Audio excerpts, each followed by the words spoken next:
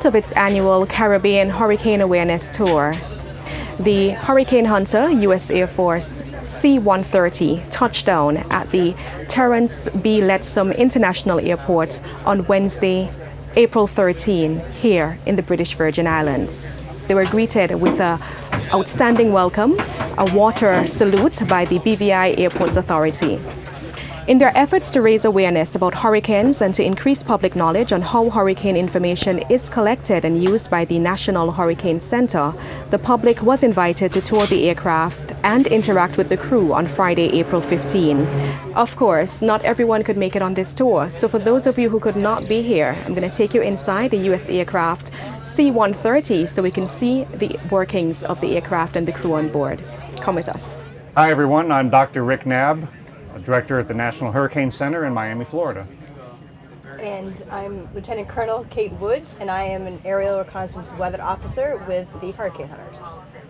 Hi, I'm Lexion Avila. I'm a senior hurricane specialist with the National Hurricane Center in Miami. And I'm Captain Jordan Mentzer and a pilot with the Hurricane Hunters. Tell us about the Caribbean Hurricane Awareness Tour. How long has it been running for and why is it so important? Well, the Caribbean Hurricane Awareness Tour is a fantastic annual event that has been going on for years and years. And here in 2016, we are thrilled to be coming to the British Virgin Islands. In every stop in the Caribbean region, we ultimately want to showcase all of the tools that we use to make the best possible forecasts and warnings and to give people confidence that all of the collaboration between the United States and the various countries that we visit is so strong that they can have confidence in themselves putting together their family hurricane preparedness plan to get ready for the next hurricane. How many crew members are on board and what are their roles? Well, on this actual particular tour, I think we have about 22 people total. But normally on a hurricane mission, there's only 5 crew members. There's 2 pilots, a navigator, and then myself, which is a meteorologist, and a drop-zone operator. Tell us about the features of the aircraft that allows it to fly safely into a hurricane. Well, this is it's a WC-130J. The J indicates that it's just the newest model of C-130s, and the W indicates that it's actually a weatherbird. And along with this one, we have 9 others back home, so 10 Hurricane Hunter WC-130Js. And we can carry about 60,000 pounds of fuel, which allows us to fly for roughly 12 or 13 hours. And it's just a very capable aircraft, and they've been making C-130s for quite a long time now. And obviously the J model is just the newest in that line of aircraft, and it's just very sturdy, very capable aircraft with a long range that allows us to do hurricane reconnaissance in quite a wide area. When you are flying into a hurricane, how do you penetrate or approach it? Is it at a high altitude or low altitude? So once it's actually become an actual hurricane, it's usually 10,000 feet, and that's where we'll penetrate hurricanes at. Before they become actual hurricanes, we do what's called low-level invests, and we'll be anywhere from 500 to 1,500 feet, basically above the ocean floor. And we're basically trying to close off the pattern to see if the actual wind fields have a circulation that could potentially become a hurricane. Once it becomes a tropical storm, it's usually about 5,000 feet, and then again, once a hurricane, it's 10,000 feet. Describe what it's like to actually go through the hurricane. Yeah, it can be exciting sometimes. Obviously, a hurricane is not one big thunderstorm. There's kind of lines of thunderstorms, so sometimes on the outskirts of the storms, it's a little bit calmer and not quite as exciting. But once you get around the eye, where it's really wrapped up, and that's the majority of where the convective action and the wind field is, it can be pretty intense getting into the actual eye of the hurricane. How many times do you go through the eye of a hurricane when you are on a mission? It really depends on where we're flying it out of and how many times the National Hurricane Center wants us to. It's usually 2 or 3 times, but if it's fairly close to where we're flying out of, then we can hit it multiple times. Like I said, we can carry a lot of fuel, so it's really we work for the National Hurricane Center, so whatever they want is what we provide. What type of data are you able to collect, and how do you go about collecting that data? They send us tremendous amount of data that we use to make a better forecast. This is the only instrument that tells us precisely where the center of the hurricane is, and the minimum pressure, the maximum wind, and the extent of tropical storm force winds. There's no other tool that gives us such a good data to make a good forecast. Is there any other information you would like to collect but you are not yet able to do so? Well, there is always new information. I understand that we're trying to add some Doppler radar to the plane so we can get the structure of the eye wall so we can forecast better changes in intensity. But this is still in the process of we're working on. What equipment do you use to measure the temperature, wind speed, biometric pressure, and wind direction? Sure, it's actually the equipment that's on the airplane. So there's only a few things on this airplane that aren't standard at any other C-130. And so it comes in all through the piostat tubes, and we're just able to collect it that way. Now our computers in the back station do have a smaller error rate, so to make our information more accurate. And then we actually send in these 10-minute packages, we send out the data called high density ops through satellite communications, and that goes directly to the National Hurricane Center. They get it within just a few minutes. And to you too, you can get that data. If you have a website in your office, you can go and get that data at the same time I get it. Yes, you can even track it on Google Earth. It's pretty amazing. What is the relationship between the U.S. Air Force, the National Oceanic Atmospheric Administration, NOAA, and the Hurricane Hunter? Sure. We at the National Hurricane Center are part of the U.S. National Weather Service, and we task the Air Force planes when we as forecasters believe we need the data to investigate a particular system that's trying to develop or fly into a land-threatening hurricane. Now, with safety constraints being foremost in their minds, the Air Force crews plan a day or two in advance to meet those tasking needs, to collect the data that we rely upon. And we do that not just for U.S. threats, but for any land threat throughout the Caribbean and the Atlantic Basin. That's within range of the aircraft, and that's going to cover the entire Caribbean, including the ability for them to forward deploy out to St. Croix for Eastern Caribbean threats. So it is a collaboration between us and the U.S. Air Force to collect the data, and then it is a collaboration between us and the meteorological services of each country in the Caribbean to collaborate on the forecast information so that local forecasts and warnings can be issued by your meteorological services, and then decision makers can make evacuation or other decisions on behalf of public safety. So it all connects between the collection of the data as needed by the forecasters and the actions that the public is taking in any country to stay safe as the hurricane approaches. Another question from our social media followers has to do with the landing. How was the landing at our airport? So the C-130 it's built for short field capability, which I would constitute this is short field capability, but it was well within the parameters of what we can as far as landing and taking off. So that's not an issue. Obviously, as pilots, we're always looking for longer runways because it's a comfort thing, and obviously heavier weight when we're taking off with lots of gas. It's longer runway for taking off and landing, but the landing getting in here was fine.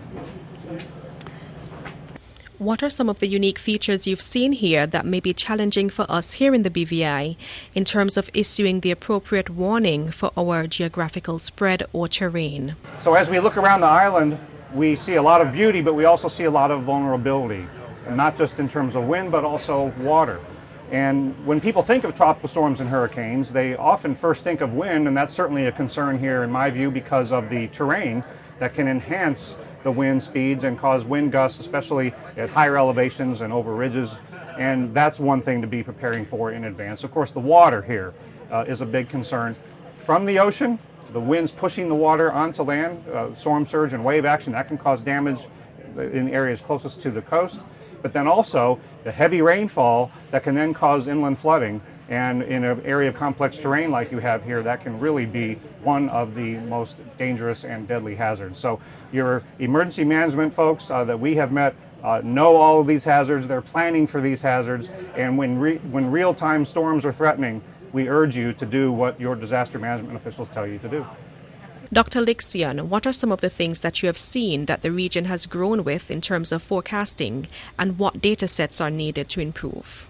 Well, we have what we call the hurricane plan, and that is a pamphlet that we have developed for the past 35 years with the help of all the directors of the Met Services of the Caribbean region and with the directors of the Hurricane Center. And every year we discuss the data we need, the collaboration, the exchange of data. I remember many years ago we didn't have a lot of information. Now we have radars in the Caribbean, we have better cooperation, and I hope this will translate in a better forecast. Some children here and young people are energized by this visit and see a career in geography and meteorology. What would you say to them about getting into this field? And study. School is the most important aspect there, and you have to love math and science in order to be a meteorologist. So work hard. Good morning, Lieutenant Colonel Kate Woods from the Hurricane Hunters here with you. Right now we're currently in a WC-130 in the inside, and I am standing on what's known as the dropson operator's pallet. And in this particular part of the airplane, in the back, this is the actual instrument that we launch from this tube right here. You can see it's open and it actually goes into here. This parachute's usually inside and it comes out as the equipment exits the airplane. It doesn't really slow it down, it actually just stabilizes it because you want it to fall vertical as much as you can. So this little instrument doesn't look like a whole lot, but it's pretty amazing. And through radio frequencies, it actually talks to the airplane and it sends the weather data. So you have temperature, dew point, wind speed, wind direction, and pressure. And it sends all of this back, and what happens is it goes all the way down to the sea surface and makes a vertical profile of the atmosphere. And we're able to send that data directly back to the National Hurricane Center so that they can better their forecasts. This particular instrument also is what you always hear on the news with a sea level pressure. So when a storm is coming and you hear 921 millibars, this is the actual instrument that information comes from, because we always release one in the eye of a storm. Actually, the seat that I normally sit in, and as the meteorologist, so all the weather data that we collect on this airplane comes to these main computers, and my job is to make sure to quality check them and make sure it's accurate. And then I take that information and I actually direct the pilots as to where to go to find the no-kidding exact center of the storm. And this is important because it's almost trying to like run a 5K race. If you don't know where the start is, you're probably not going to do so good. So we're able to find the exact center, give that information to the National Hurricane Center, and then they're able to better forecast exactly where the storm's going to go with that information. So this is the actual pallet. One last thing I will say is there's a processor down here, and it's one of our newest pieces of equipment. It's called a step frequency microwave radiometer, and it actually picks up emitted irradiation from sea foam, and it goes ahead and through an algorithm, we're able to figure out what the surface wind speed is. And this was pretty phenomenal. Prior to this instrument, we would actually use our eyeballs, and we would look at the sea surface, and by the way it looked, we could estimate fairly well what the actual wind speed is. The problem is we could never figure out how to see through clouds. So once we got the instrument, it was able to see through clouds, so we're able to actually get those wind speeds in the eye wall, which of course at that point we were usually almost always in cloud. So I think we're going to bring you up front now, and you're going to go ahead and see Captain Jordan Mincer, one of our pilots. Captain Jordan Mincer with the Hurricane Hunters. I'm a pilot, and this is the two pilot seats, and a minimum crew for a hurricane mission are 2 pilots, a navigator, an RO, and a load master. As far as the pilots, what we're doing up here, we're basically taking direction from the RO. She's trying to find that exact center of the storm, and so she's basically telling us where to turn, 10 degrees left, 10 degrees right. And we're just trying to keep a stable, steady platform. Obviously, with all the turbulence and wind and rain, it can get a little hectic, so we're just trying to keep it safe up here. The navigator that sits right behind you, they're basically looking at the radar for what are known as hook echoes or mesocyclones, and they're almost like sideways tornadoes that are in the hurricanes. And that's about the only thing we try to avoid in a hurricane. Everything else we pretty much fly to. But they're looking for that, so the weather officer is saying 10 degrees left, 10 degrees right. The navigator is saying, yeah, that's clear, it's not clear. And then we're turning the aircraft appropriately, and that's kind of how the whole concept works with the whole team. As far as this aircraft, like I said, we can carry about 60,000 pounds of fuel and fly for 12 or 13 hours. There's minimum 5 crew, but on longer missions, we'll take an extra crew member to make sure everybody's well rested. We have bunks in the front and the back. I always make a joke. Most importantly, we have a microwave so we can have hot food while we're on these long flights. So that's always make sure that item's working before we get out of here. But that's kind of how the whole team works and kind of everybody's role when we're hunting hurricanes. I am Fiona Alexander Smith, Information and Education Manager at the Department of Disaster Management. I have on my immediate right Mr. Tyrone Sutherland from the Caribbean Meteorological Organization, and on my far right is the Honorable Archibald Christian, Junior Minister of Tourism. Thank you both for being here. Thank you. All right, so Mr. Sutherland, I'm going to start with you now because what I've been told by the folks at the National Hurricane Center is that you had an instrumental role to play in them being here. Is that the case? Yes, the Caribbean Meteorological Organization, the members, we have 16 member states, which includes the British Virgin Islands. And we have a long collaboration with all the countries in the region, including the United States, that in running the hurricane operations system, warning system in the region. So we have very close ties with the U.S. National Weather Service and the U.S. Air Force.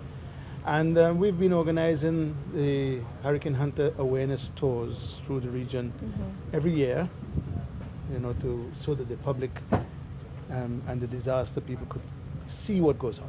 Right, and how important is this tour for the BVI? Well, for the BVI and for all, it really is to let people know we are out there really looking to try to protect. And one of the ways we do it is not just using our satellites and other instruments to see what's going on in the hurricanes, but to get into the heart of the hurricanes, really. And that's what these brave folks do. But that information is so vital to improving our forecast, Right. which in turn is to improve the warnings for the public. Right, I'm sure from these visits you're hoping that more persons would become interested in meteorology. Well, I mean, that's a spin-off, but the primary thing is to educate people into what goes on for the safety of the people. Right, and Minister Christian, in terms of tourism, how can this impact on our tourism sector? Well, it's a very important tool in ensuring that our guests who may happen to be here when a storm or hurricane is approaching will have accurate information for them to be able to make changes to their schedules and so on. And obviously it also affords a certain degree of confidence for the traveling public that we have a system in place that guarantees that traveling on or before the approach of a hurricane or storm, accurate information will be available. And so people don't have to worry about, well, will it be safe to fly during or after? Because these good folks, including the Hurricane Hunter personnel, they provide that information for us to be able to, so to speak, relax. Right. Yeah. But the whole essence of this tour was to essentially raise awareness about hurricane preparedness, which is of course paramount. We are approaching the 2016 Atlantic hurricane season, and of course it's important for people to understand what goes into the tracking of the hurricanes and the need for them to be prepared. Do you want to add anything with regards to preparedness in the region? Well, I think that the disaster management agencies throughout the Caribbean, they collaborate very closely always with the meteorological services and so forth. And the message that they put out is critical. Yeah. People must not panic. If anytime you follow the instructions, you do things with a common sense, you don't just run and panic and buy out everything in the supermarket. If you things do properly, and you take the right precautions, and you could see things. If your house is built properly, you could withstand anything. Yeah. And so the education that the disaster managers and other sectors put out, you've got to follow that. And most people who do that are fine. Great. You know. Great. So it's just an awareness that we really want to bring people up, get them ready. I mean, we hope nothing happens, but in case, you know, we have to be prepared for it. Certainly. Any final comments from you? Yeah, I just wanted to strengthen the point that he made. For us in the BVI and obviously in the Caribbean, the information that we get is extremely important. And I can say, having been involved in disaster management in my previous years to being involved in politics, when I was the chairman of one of the local committees, the information that we were getting, the data that we were getting so that we could plot our own charts and so on inside a storm shelter, hurricane shelter, because at some point in time you lose electricity and you don't have communication other than ham radio. But we were able to get that information from the disaster center. Right. And we would plot the information, and we were able to tell persons that were in the shelter, well, perhaps have another 4 or 5 hours before the iPass is over, and so on. So the preparedness aspect of it is very important. And I think we sometimes, us in the Caribbean, we beat ourselves up when something goes wrong. Yeah. But I think if you look at it in the context of how many lives have been saved over the years as a result of the information, it suggests to me that the various hurricane preparedness centers in the various islands have been doing a good job, and they continue to do a good job. Yeah. And we have to commend them for that. We'll now take you on board one of the Hurricane Hunter's previous missions.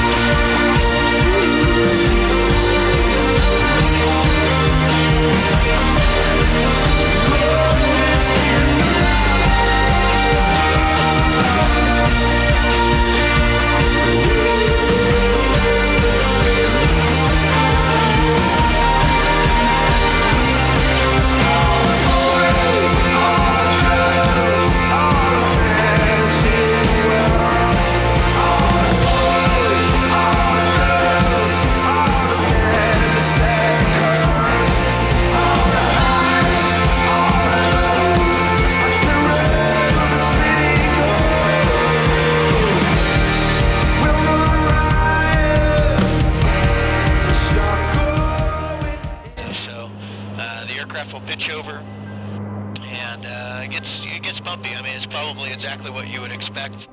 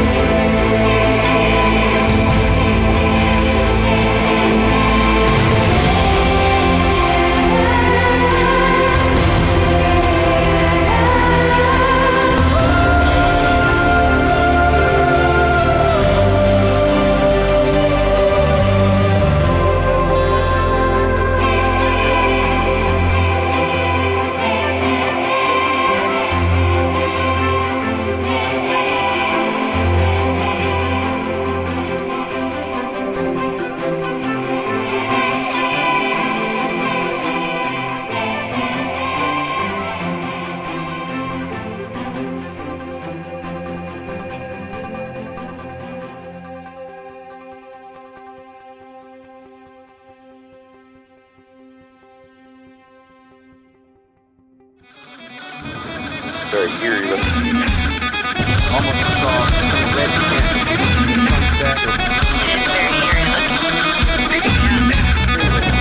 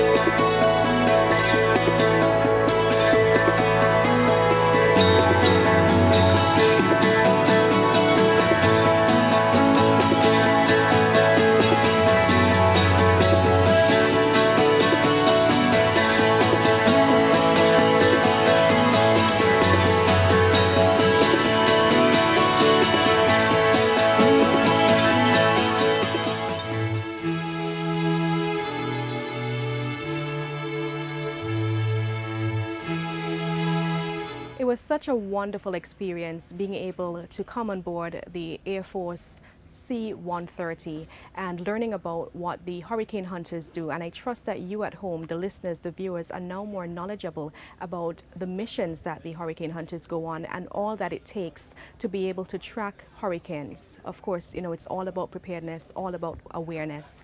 And in terms of the crew itself, I have a tremendous amount of respect for the crew because not many persons can do what they do, so we respect them for that. I'm Fiona Alexander-Smith, Information and Education Manager at the Department of Disaster Management, reminding you that it only takes one storm, one hurricane to cause destruction. So it's essential that we be prepared.